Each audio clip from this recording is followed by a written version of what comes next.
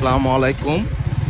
এই দেখেন সিএমবি থেকে বিসিকের মুখ পর্যন্ত কত বড় গর্ত হয়ে গেছে। এখানে অনেক অ্যাক্সিডেন্ট হয়ে গেছে। দেখেন এখানে অনেক বড় গর্ত।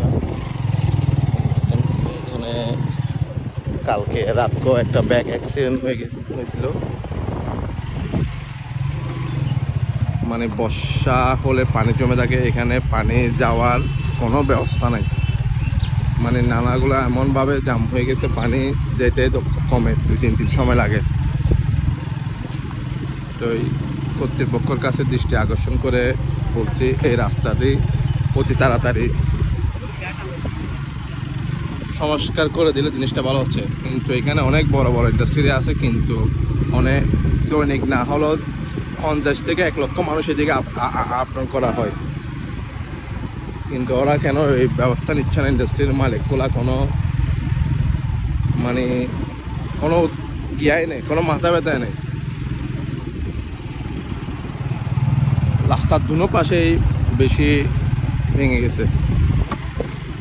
দেখেন এখানে বর্জ্যপাত পরিষ্কার করা হয়নি, বর্জ্যপাত আজকে 3 দিন হয়ে গেছে। অনেক বাজার এখানে দেখেন, এখানে অনেক বড় গর্তা। দেখেন ফায়ার সার্ভিস বা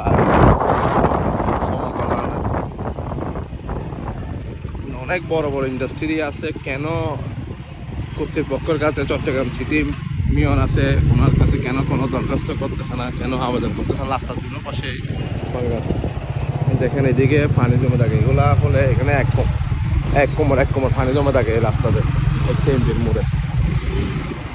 এখানে দেখেন কিছুদিন আগে এখানে একটা টেম্পো উল্টে গেছিল। দেখেন এখানে অনেক বড় বড় গর্ত। দেখছেন এই রাস্তাতে গাড়ি চালানো অনেক মুশকিল। এই ভিডিওটি মেয়র পর্যন্ত পৌঁছার মতো বেশি করে শেয়ার করবেন। রাস্তাটি যেন তাড়াতাড়ি করে সংস্কার করে দেয়। এটা হচ্ছে সিএমপির মোড়। ভালো লাগলে বেশি করে শেয়ার করবেন। আসসালামু আলাইকুম।